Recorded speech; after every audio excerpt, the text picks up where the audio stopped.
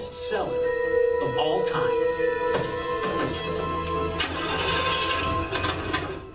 Okay. The ruins at Hatzor allow us to discover the world where the ancient Israelites lived. While residing in towns like these, they passed down their stories. Stories they recorded in biblical books such as Joshua, Kings, Samuel, and Jeremiah.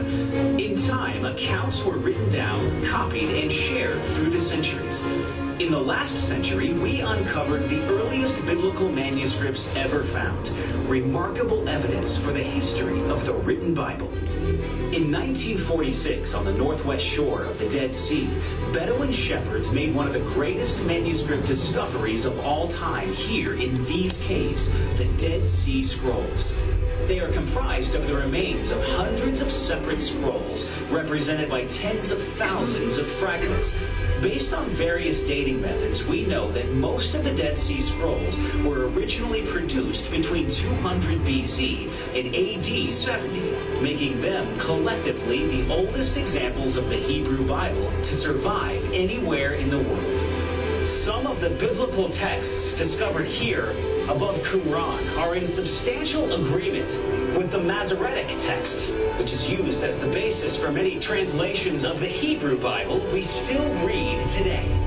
The Dead Sea Scrolls demonstrate their careful transmission over time.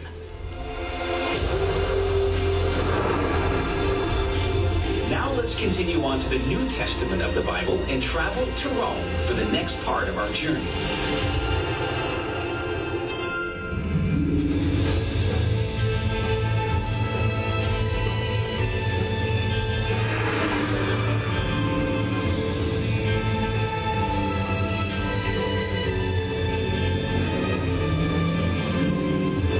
The central focus of the New Testament of the Christian Bible is a man known as Jesus of Nazareth and the church founded in his name.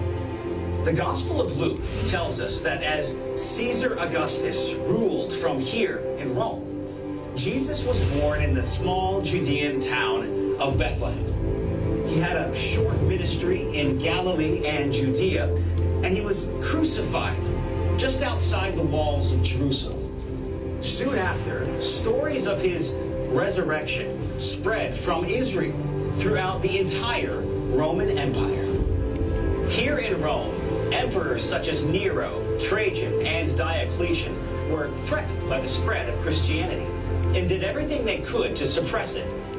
By about AD 325, the growing influence of Christianity finally won out, when Roman Emperor Constantine, whose arch you can see right behind me, commissioned the production of 50 complete Bibles. In 382, Pope Damasus I asked a scholar named Jerome to produce one standard Latin text of the Gospels. Later, Jerome was here in Bethlehem, where he spent the rest of his life as a hermit in a cave. It was here where he and a few associates completed the Latin version of the Hebrew Bible in about AD 405. By the end of the 16th century, Jerome's entire Latin version, known as the Vulgate, would be reconfirmed as the official Latin Bible of the Roman Catholic Church. For the next 1,000 years or so, we're in the Middle Ages, or what some call the Dark Ages. During this period, the main story surrounding the Bible was the translation and preservation of the text. Small groups of dedicated monks and scribes, often living in desolate places around the world, would hand copy the biblical texts. Despite raids, wars, fires, and diseases, the biblical manuscripts survived. During these years, early rabbis compiled Jewish laws on a variety of topics based on the written Torah and the oral tradition. Rabbis collected laws in the Mishnah. This document was discussed by sages and collected in 2 versions of the Talmud. Together, these documents served as authoritative interpretations of the laws and teachings of the Hebrew Bible for future generations. During the Middle Ages, rabbinic scholars such as Rashi and Maimonides wrote key commentaries and philosophical works related to the study of the Torah and the rest of Jewish tradition.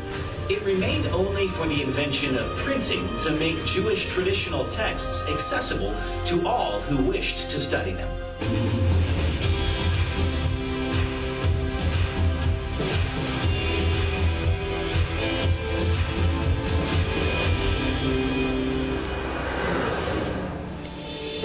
Near the end of the Middle Ages, a man named Johannes Gutenberg, born here in Mainz, Germany, developed his version of movable metal type, a type casting machine, and an oil-based ink printer.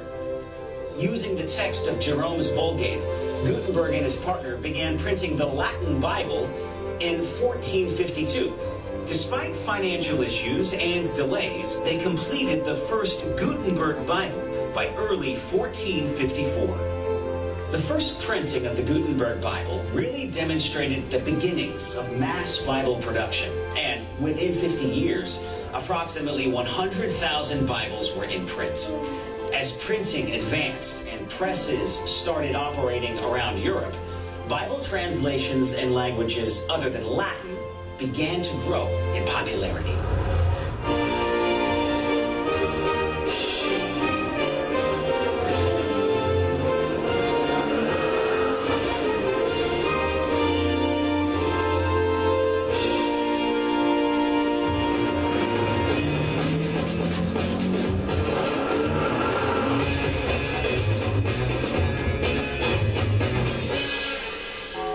During the early 16th century, scholars such as Erasmus, Luther, and Tyndale came on the scene and created a whole new wave of Bibles in Greek and in common languages such as German and English.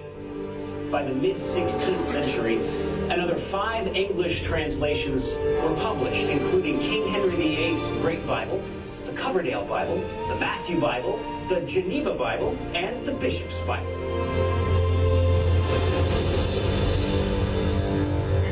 In the early 17th century, the first edition of the King James Bible was published in England, portions of which were translated here at Westminster Abbey.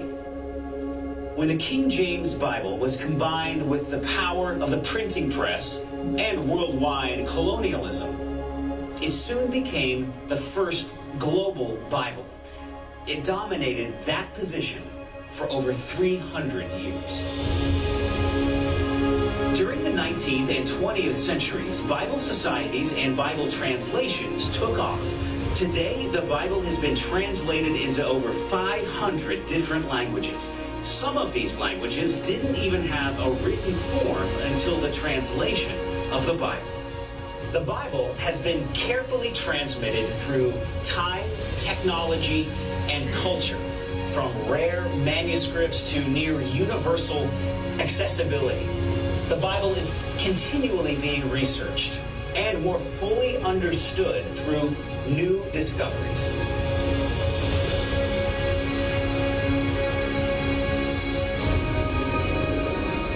Many people think that the further we progress from the ancient world of the Bible, the more disconnected we become from this old book. But actually, today's science is helping us better understand how carefully the Bible has been transmitted through time. The latest technologies and imaging techniques are now providing an even greater understanding of the history of the Bible.